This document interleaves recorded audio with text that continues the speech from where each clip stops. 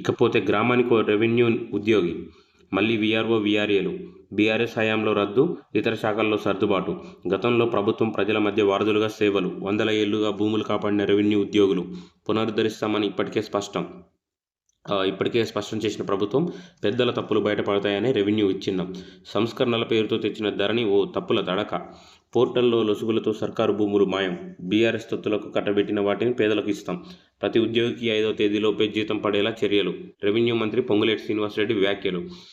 Deputy కలెక్టర్లు, తహసీల్దార్ల సంఘం dairy క్యాలెండర్లను ఆవిష్కరించిన మంత్రి పొంగులేటి శ్రీనివాసరెడ్డి, బీఆర్ఎస్ గవర్నమెంట్ ఉన్నప్పుడు వీఆర్ఓ వీఆర్ఏ వ్యవస్థలను అయితే రద్దు చేయడం జరిగింది. వాటిని మళ్ళీ పునరుద్ధరిస్తామని చెప్పేసి మంత్రి పొంగులేటి శ్రీనివాసరెడ్డి గారు అయితే చెప్పడం జరిగింది. రాష్ట్రంలో మళ్ళీ వీఆర్ఓ వీఆర్ఏ వ్యవస్థ రానుందా? గతంలో ప్రకటించిన మేరకు కాంగ్రెస్ ప్రభుత్వం ఈ మేరకు చర్యలు చేపట్టనుందా? బీఆర్ఎస్ సర్కారు హయాంలో తొలగించిన వ్యవస్థను పునరుద్ధరించనుందా? గ్రామ స్థాయిలో రెవెన్యూ శాఖను పటిష్టం చేసేందుకు నడుం బిగించనుందా? రెవెన్యూ శాఖ మంత్రి పొంగులేటి శ్రీనివాసరెడ్డి వ్యాఖ్యలను బట్టి చూస్తే ఈ ప్రశ్నలన్నిటికీ అవుననే సమాధానం వస్తుంది.